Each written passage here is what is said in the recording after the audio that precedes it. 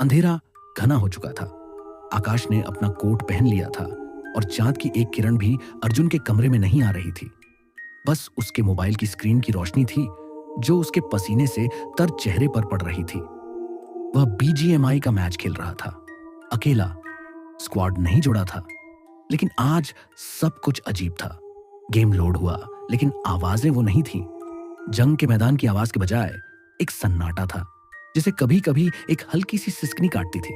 Map पर कोई bot नहीं दिख रहा था, बस वो अकेला। अचानक उसके हेडफोन में एक कर्कश आवाज आई, तुम अकेले हो ना? अर्जुन का दिल धक से रह गया।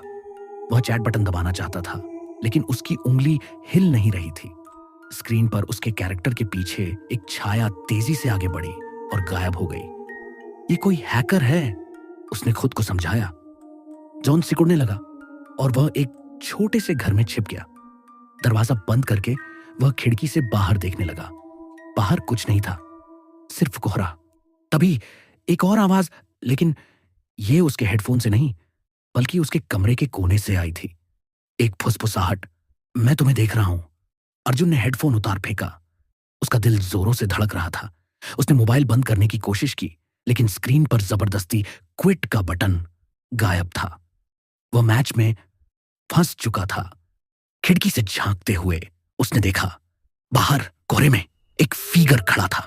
उसका कोई चेहरा नहीं था, बस एक खाली काला धब्बा, और वह उसके कैरेक्टर की एकदम सही कॉपी था। अर्जुन की सांसें तेज हो गईं।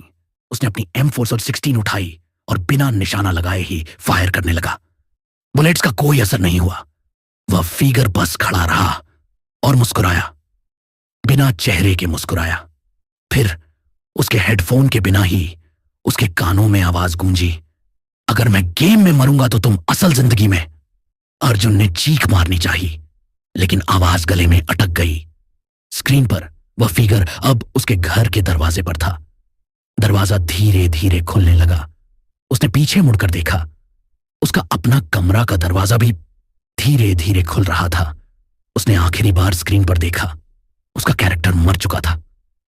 यू आर फिनिश्ड लिखा हुआ था, और फिर उसके अपने कमरे की लाइट्स झपकी और बंद हो गईं।